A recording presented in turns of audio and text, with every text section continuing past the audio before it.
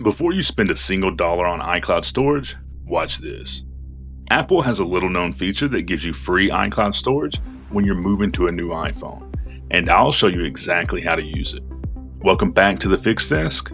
Let's fix it.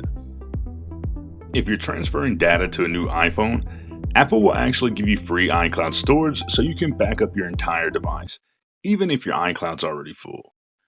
And it isn't just available for a few hours, you get 21 days to restore your new iPhone. So you can place your order, create the backup today, and restore everything when it arrives. And if the shipping gets delayed or you're waiting on a replacement device, Apple even lets you request additional time.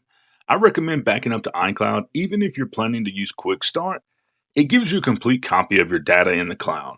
So if anything goes wrong during the transfer, you have a backup ready to restore. Here's how it works. Grab your iPhone and let's go into your settings.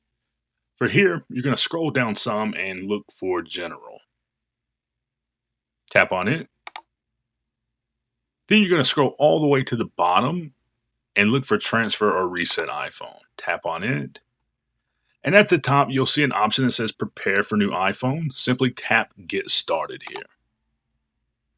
Apple will check your available iCloud storage and, if needed, offer you free temporary storage for your backup. You'll get a prompt saying you're eligible for as much free iCloud storage as you need to move apps and data from your iPhone. Just hit Continue there. Then you're prompted to move all data from apps that support it to iCloud. I'd go ahead and choose that. You'll then get the prompt that your iPhone is using iCloud to secure your data. That should mean that it's backing up successfully. So let's double check it. Go ahead and click Done, and then hit the back arrow at the top, and you'll hit the back arrow again. And here we can see that iCloud is backing up for free now. And this is one of those Apple features that can save you money and protect all your data. Most people don't even know it exists.